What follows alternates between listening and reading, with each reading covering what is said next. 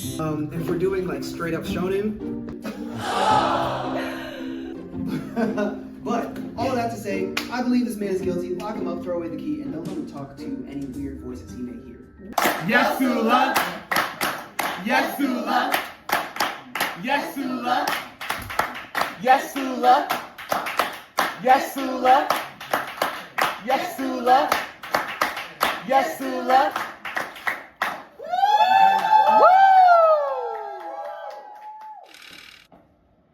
Good evening, members of the jury, anyone who ran like Naruto Ninja during recess, and the obsessive, self-defined book nerds who for some reason all have the same big frame glasses and the same Birkenstock sandals. Okay. Tonight, we're here for the case of anime nerd versus bookworm nerd. It's a divorce dispute that gives Tyler Perry's Why Did I Get Married a run for its money.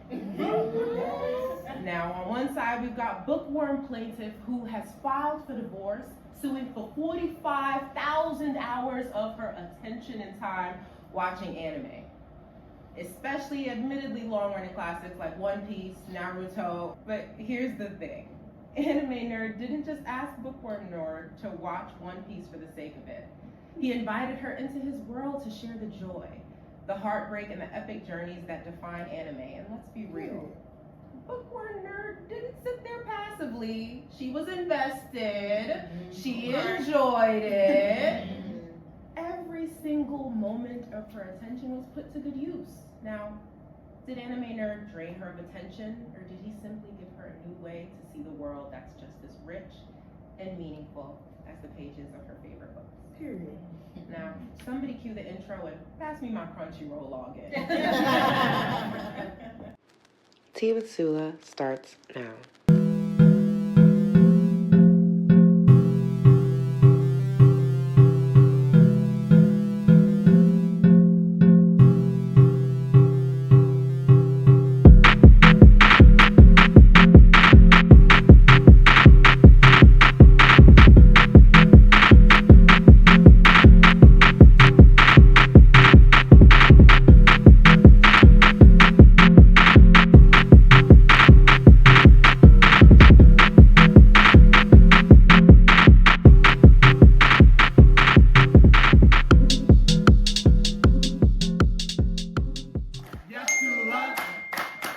Yes, Sula. Yes, Sula. Yes, Sula. Yes. Hi there, welcome to Tea with Sula. I've got a very special guest, someone who I've known for a very long time, and I'm super excited for y'all to meet Kosi, aka Katharsis. Hey everyone. Okay, I've got some questions for you. Are you ready? Yes. Okay, if you're ready, then we have to click cups. That's how we like. Okay, That's how I we like initiate this. It's not started if we didn't click. Okay. Okay. Cheers. Oh, yeah. Yeah. So first up, Yes. you are part of this really cool collective called If the Shoe Fits. That is correct. Tell us some more.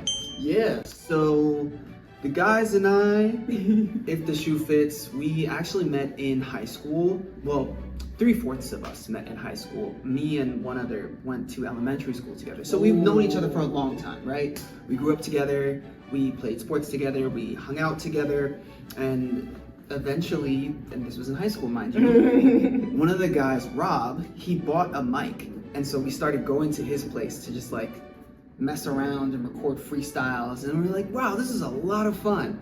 So it became a tradition where like every spring break, winter break, and summer break, we would get together and we'd record a mixtape. And we just put it out on SoundCloud under a name that was not If the Shoe Fits, and I will not tell you what that name was. You cannot go look it up. But we get to college, we go our separate ways for a little bit. Some people are individually dropping music, other people are parts of other collectives. We graduate, come back together, and we're like, you know what? Looking 10 years ahead, I don't want to be an office worker forever. I want to do something that like feeds the soul, feeds the spirit. And for us, that was music. So we're like, why don't we do this for real this time? And so If the Shoe Fits was born. And we've been doing that ever since, and it has been a blast. Okay. So, Yes. one big theme in anime is friendship, right? And overcoming the obstacles Yes. with your team, with your squad, with your friends. What anime group do you feel most aligns with your collective? I would have to say the team from Kuroko no Basket. Ooh. Yeah, definitely, because we each played to our strengths, Mm-hmm. and the sum is greater than its parts, you know? So when we get together, it's magical when we can do anything. So I think that's as close to what we are as I can get. Oh, that's beautiful. Okay, so if you could add an anime character to your collective.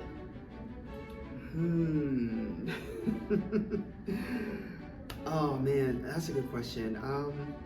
Maybe I would add, I don't know if it would work. Wait, who were you thinking of? I was thinking of Nana. Oh. Yeah, the one who was in the rock bands. Because like, we don't have a lot of live instrumentation in our music. And she not only sings, but plays the guitar. So one of my personal favorite animes is, you could probably guess. But One Piece could be said to be about chasing your dreams with your found family. Yes. In that vein, what has been the most rewarding part of building a collective? The most probably the fact that we get to witness the growth in real time. Ooh. Like that's really, really nice. Like, you know, you put out a song, day one, you have like 0 streams, right? But then a couple months down the line, or maybe even a month down the line, right? Like you have several thousands worths of streams, and then like, you know, you put out a music video and that does really well. And then you have people asking, like specifically requesting for you to do songs from your catalog when we're doing shows and stuff like that has been really nice, because there was a time when that wasn't the case, and we were actively pursuing things like that and actively pursuing building this sort of artistic community that we've spent a lot of time cultivating. So it's nice to be able to appreciate where we are when we look back and say, yeah, we wanted to do this thing and now we have it. I can imagine, especially if you guys are coming from high school. Yeah, That's a lot to look back on. That's a lot to look back on. That's beautiful. Okay. And anime friends often share a common goal, like saving the world or I want to be the best. Yes. So what would you say your common goal is? Pragmatically, our common goal is to be able to sustain our lifestyle off of the music that we make. Like that's, you know, but like artistically, it's to literally make the best music that we possibly can. That's such a beautiful way of saying, I want to get this money. Yes. I don't want to say it like that, but like, way of we finna get this bread. Yeah, gotta get to the bag. You know what I'm saying? Enough money that we can quit our jobs, retire our families, like, you know, stuff like that. Okay. In Attack on Titan. Oh yes. Can I? Is it alright if I finish the question, audience? Is it okay? Go ahead. I just love the show. So in Attack on Titan, Eren wrestles with who he is, who he wants to be, as he learns more about himself. Now, you just talked about your music and its purpose, wanting to go beyond where you are now and be able to sustain your lifestyle. So how has your identity evolved as a member of If the Shoe Fits, especially seeing that how we know each other, you know, with our legal background. Crazy. Yeah. I would say that having If the Shoe Fits as an artistic outlet definitely helped me to mature as a person, because it provided a creative outlet. Instead of keeping a lot of these ideas and emotions to myself, I could put it in music, or it could be like a one-off freestyle with the guys that like is never recorded, so it's never heard again, or I'm producing something, or I'm making content. All of those things allow me to express myself in ways that traditionally I would not have been able to. It's really helped me sort of just grow like a lot. So that I hope answers the question. Emotions will do that, like, and managing them, dealing with them, expressing them. That's how you get to growth. It is. You're listening, kids? Write that one down. Okay. Now, another one of my favorite animes, Full Metal Alchemist, explores themes of self-discovery through sacrifice. Mm-hmm. Now, we alluded to this earlier, but we actually know each other through law school. Sure do. In the process of becoming a lawyer, there are so many things you sacrifice. And so in your journey, not just as an attorney, but also as a part of this collective, what have you sacrificed? I think there's a bit of cannibalization that happens with both of these paths that I've chosen, right? At certain times, I have to give up elements of my artistry in order to give that time to cramming for an exam, for example. And at other points, I would leave school so that I could go to the studio and record songs, and like our studio sessions would be like 4 hours, so it'd be 7 to 11, and then I'd go home. I would still have to do work, but I wouldn't do it at night. I'd do it in the, so it was definitely, I sacrificed ultimately elements of both of those things. Like I wasn't 100% a law student, and I wasn't 100% an artist all the time. Excuse me, let me put the cards down. You want to run this? I was raised in Brooklyn. Tea with Sula was made in Brooklyn. And I am constantly inspired by the people, institutions, and businesses in this borough. That's why I'm excited to partner with Brooklyn Tea for today's tea. Kyoto Cherry Rose Sencha, a refreshing anti-anxiety blend. Now back to the episode. So, we talked about identity a little bit. I want to shift to a different kind of anime now. Bleach. Ooh. So many anime struggle with identity, like Ichigo, right?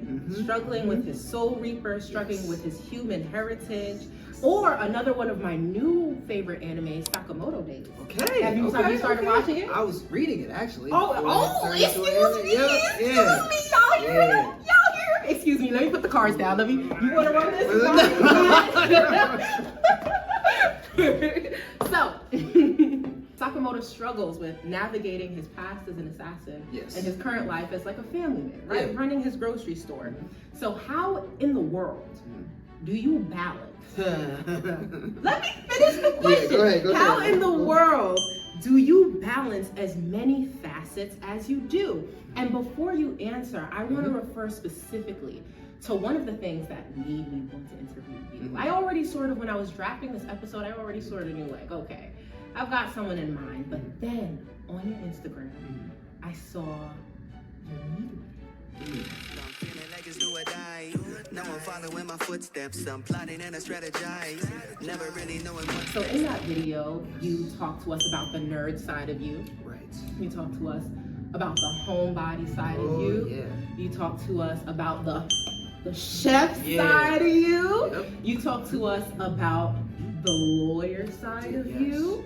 You talk to us about, hold on. Lawyer, homebody, nerd, the artist. How could I forget the artist? Yes. And so you've got all these different sides of you. Yeah.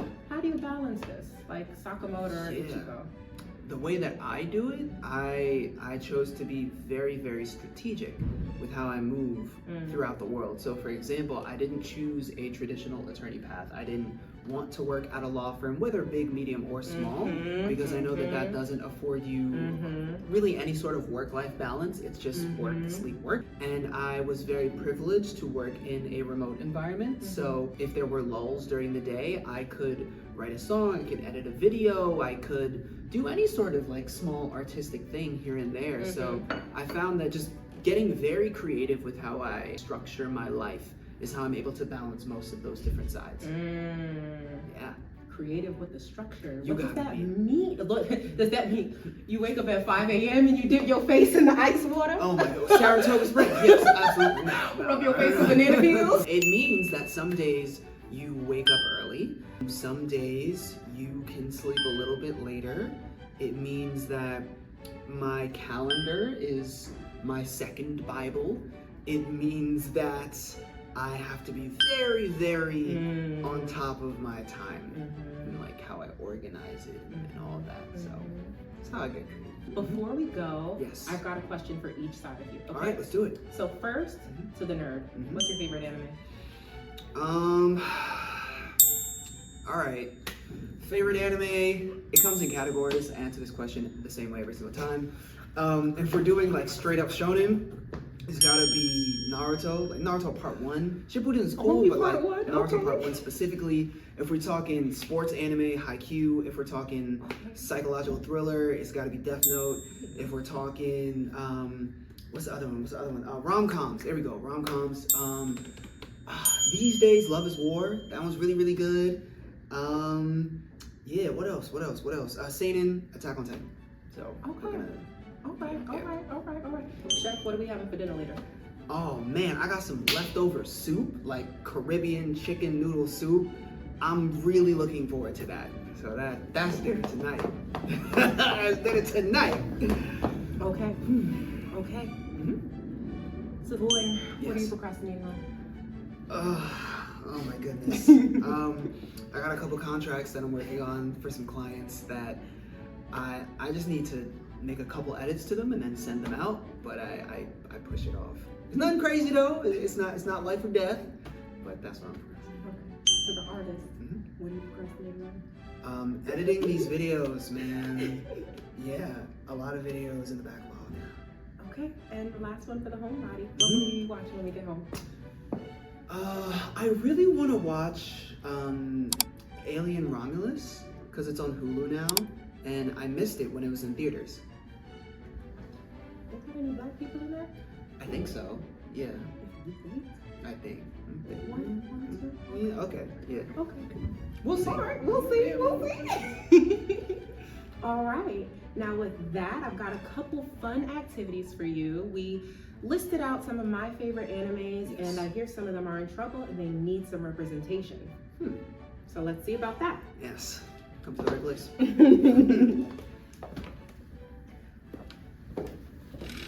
Yes, Sula. Yes, Sula.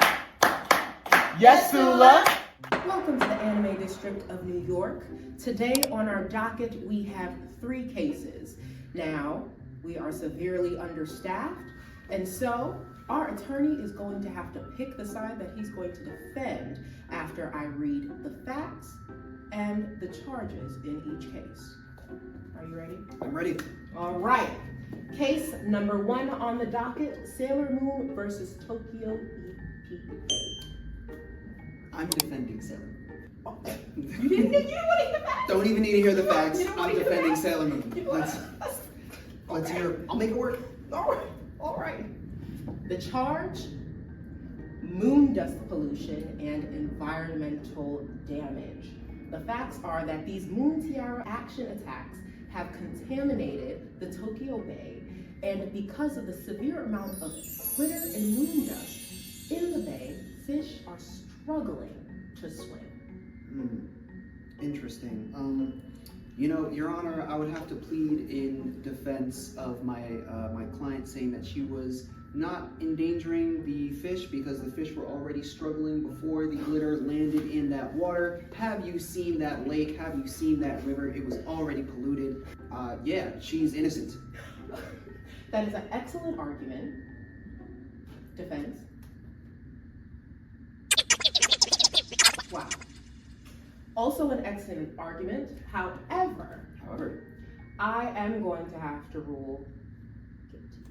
We don't need glitter fishies. We don't need glitter fishies. I like sushi. I like sushi. I don't want my sushi glitter. I don't like that. I'll be filing an appeal. Case number 2. Yes. On the docket, we have Light Yagami versus local coffee shop. The charge,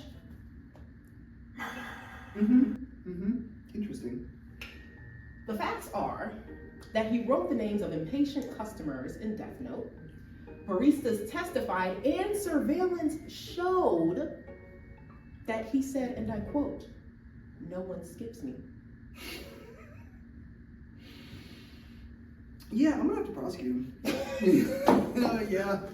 Your Honor, Light Yagami has a very disturbing pattern of ending the lives of people who he doesn't like, and I think here is another instance in that long line of this repeated behavioral pattern of his. I mean, we have eyewitness testimony saying that nobody skips him, and then we have another eyewitness testimony of him writing names in a death note, which I believe counts as pretty solid evidence. I mean, we need to have someone test it to make sure that it is an accurate way of killing someone, because we don't know, right? We don't know. But all that to say, I believe this man is guilty. Lock him up, throw away the key, and don't let him talk to any weird voices he may hear. Ooh, defense? Anything? Anything? I see. Wow. Okay. Objection. See, because your objection messed with my hat, I'm gonna need to overrule it. Now I'm getting to my verdict. I'm getting to my verdict now, okay? Guilty. Guilty. Fantastic. Points made about line etiquette, okay? We get it. Points made. However, there is going to be more serious punishment, okay? Instead of the Death Note book, Light is going to have to write any grievances against people in a Death Note app. In the notes, like regular people do, handle your emotions. And our final case on the docket. Let's do it. Hold on. I gotta get my hat for this one. Monkey D. Luffy versus the world government. The charge, theft of royal food supplies. Now the facts, you might think they're predictable, and they are. Luffy broke into the banquet hall, stole 1,000 pounds of meat, while shouting to everyone, food should be free. Now, there was a serious international scandal after this because royal dignitaries were left hungry, and they are the ones who brought this suit today. Who do you represent? Well, I guess I do have a concerted interest in the rule of the law, so I have to prosecute Monkey D. Luffy, unfortunately. Yes. My argument's pretty cut and dry. You know, we have a case of breaking and entering and him stealing food that did not belong to him, and while he does make the case that food should be free, he should go about it in more legal means. You know, he could try to work with Parliament or the government and try to get some laws passed, but unfortunately he didn't. We do have some solid evidence of him breaking the law, so, you know, he is also a pirate, so he doesn't respect the law to begin with. So I'm not sure that, you know what, redact that last statement. I believe that he is a guilty man. Defense. Pirate stereotype. Powerful argument. I never would have thought to cite that case. Okay. All right. Well. Give me some time to make my verdict now. Okay. I am going to have to go with. Because food should be free, and I'm hungry right now. What are you talking about? What are you talking about? Interesting decision, Judge. I hope that this isn't a case of any biases.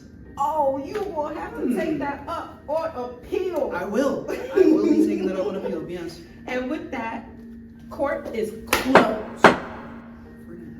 Yes, Sula. Yes, Sula. Yes, Sula. Yes, Sula. Being a Black nerd is a superpower. Having a passion so big and so unique that it can't be contained is awesome. It means that you're curious, imaginative, and that you chase the things that make you happy.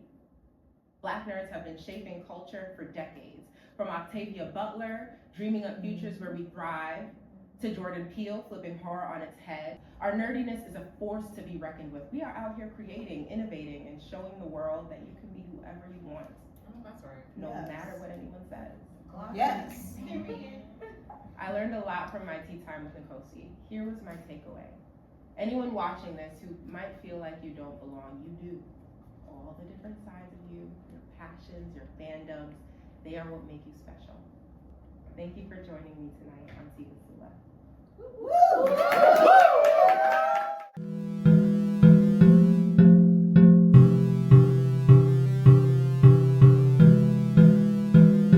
I hope you had as much fun watching this episode as I did creating it. We're just getting started, so make sure to subscribe, like, share, and leave your girl a comment. See you next time. Bye.